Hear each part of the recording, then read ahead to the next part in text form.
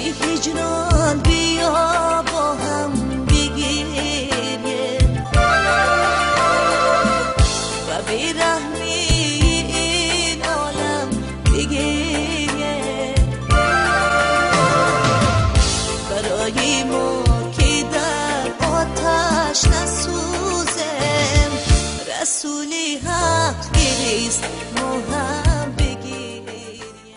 این آخرین ترانه ملیکا سعیدова هنرمندی معروف تاجیک است که تقریبا یک سال پیش سروده شده است. از آن وقت تا حالا ملیکا دیگر ترانه ایجاد نکرد و معلوم نیست که برنامه‌های ایجادیش در آینده تهیه خواهند شد و یا نه. این آوازخوان شناخته حالا دنیای کاملا دیگر دارد و میگوید متن یک ترانه مذهبی مجرای زندگی او را به سمت دیگر برد. او را بیشتر به خدا نزدیک کرد و زیارت کعبه مقدس را نصیبش کرد. ملیکا صحنه و تمرین و ترانه‌سرایی را به دکانی خرد در یکی از کوچه‌های دوشنبه عوض کرده است. بعد بازگشت ملیکا سعیدова از زیارت خانه کعبه ما با او صحبتی داشتیم و او اشاره‌های کرد که این زیارت ارزش‌های قبلی را در نظر او کم رنگ تر کرده است.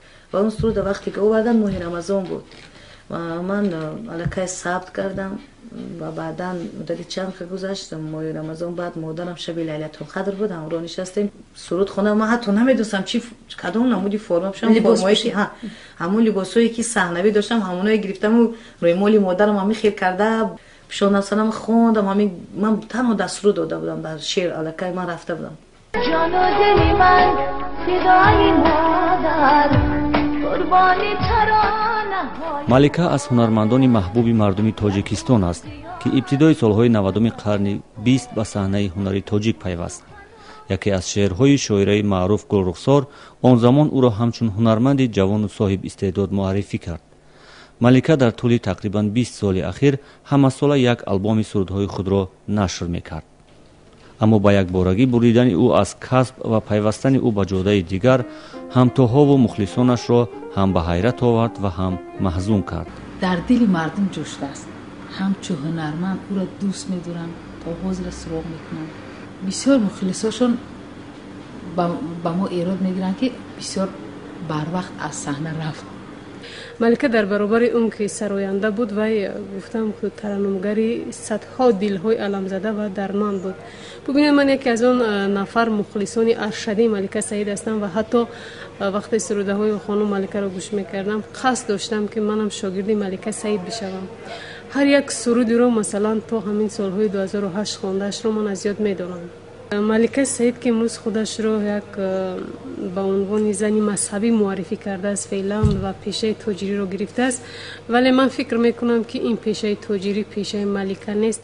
راهی مرا فروزان در زندگی خدایا از مرا نسوزان در زندگی خدایا. در جامعه تاجیکستان در اوج معروفیت تغییر کسب کردن هنرمندان حادثه معمولی نیست و شماره هنرمندانی که به ناگاه بیهوده بودن صحنه و آوازخوانی را درک کرده باشند زیاد نیستند. این کسب به آوازخوان شهرت و معروفیت می‌آورد. از او به اصطلاح گل سر سبد می‌سازد. زندگیش را تامین می‌کند و هزاران نفر را شیفته و مخلص او می‌کند. برای از این همه دست کشیدن انسان باید ارزش بزرگتری از این همه پیدا کرده باشد.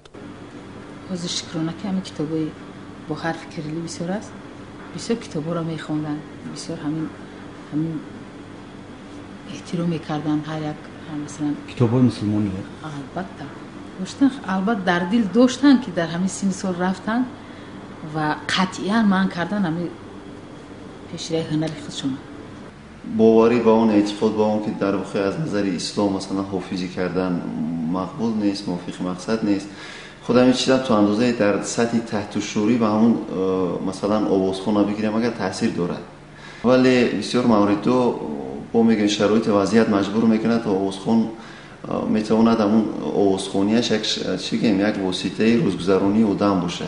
آدم باطناً تیار میشه طول مدت تو و طبیعی است که با همون خودی همون حالت یکون حادثه یکون ظهورات سبب میشه در نظر دیگران گویا که آدم یک باره دیگرگون میشه در آخر باشد. این یک پروسه طولانی است که ممکنه سالها دوام میکنه.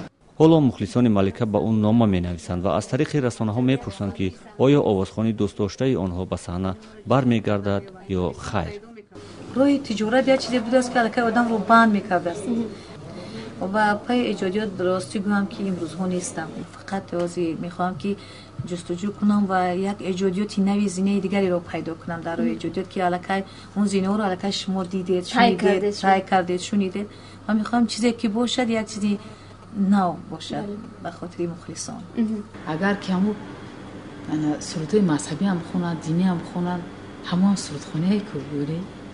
یعنی از اونی که شما حالا یک سال روی صحنه نیستید نمیترسید که آواز خودتون از دست میدید و هر گاهی که خواهید شما میتونید آزاد بسازید؟ خودتون که مثلا ایدئالی من در زندگی گوگوش است و مدت 20 سالی که روی صحنه گوگوش نبود، بعدن که برآمد آوازش با بهتر و خوبتر بود و فکر میکنم که آواز خوب هیچ وقت دنیا نه خسته میشود نه میرنده است. تو گذشتی و خمارم نگذشت، سوزش جان فگارم نگذشت، عاقبت این حوثی نشکستم، رشته جان و تنم میسوزد قصه عشق تو را گفته نشد، عجبا نیست که نا گفته نشد قصه